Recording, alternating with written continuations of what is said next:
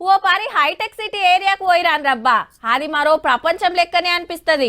పెద్ద పెద్ద అద్దాల బిల్డింగ్లు, కొత్త కొత్త సాఫ్ట్వేర్ కంపెనీలు, ఫ్లైఓవర్లు, అండర్ పాస్లు.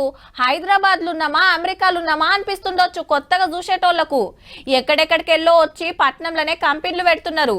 వేల మందికి జాబులు దొరుకుతున్నాయి. హైదరాబాద్ అంటే గ్లోబల్ సిటీ మరి. ఇక ఇప్పుడు కొత్తగా గిది శురువైంది. హైదరాబాద్ గచ్చిబౌలి ఏరియాలో మైక్రోసాఫ్ట్ కొత్త క్యాంపస్ చాలు చేసిరు. CM Revanth Reddy sir, IT మంత్రి శ్రీధర్ బాబు సారు ఆఫీస్ అంతా తిరిగి కొత్తగా ఏమేం టెక్నాలజీ తీసుకొస్తున్నారు కొలువులక తేందే అరుచుకున్నారు. కంపెనీ పెట్టి 25 ఏళ్ళు అవుతున్నాయి. అలా కొత్తగా ఇంకో క్యాంపస్ హైదరాబాద్ లోనే పెట్టుడు సంతోషం అనిపించింది అన్నాడు సీఎం సారు. ముచ్చల్రల గడుతున్న స్కిల్ యూనివర్సిటీ ఏఐసిటీకి కావాల్సిన టెక్నాలజీ మైక్రోసాఫ్టే ఇస్తానికి అగ్రిమెంట్లు చేసుకున్నారు. Telangana and Microsoft will introduce AI education to 500 government schools and also use AI for governance and public services.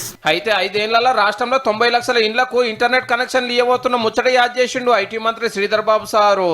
100% digital connectivity, connecting over 9 million households in the next 5 years. పట్నంలో ఇంకిన్ని కొత్త కంపెనీలు రావాలి, ఇంకింత technology పెరగాలి. అప్పుడే కదా ఎక్కువ మందికి జాబులు దొరికేది, ఇంకింత డెవలప్మెంట్ అయ్యేది.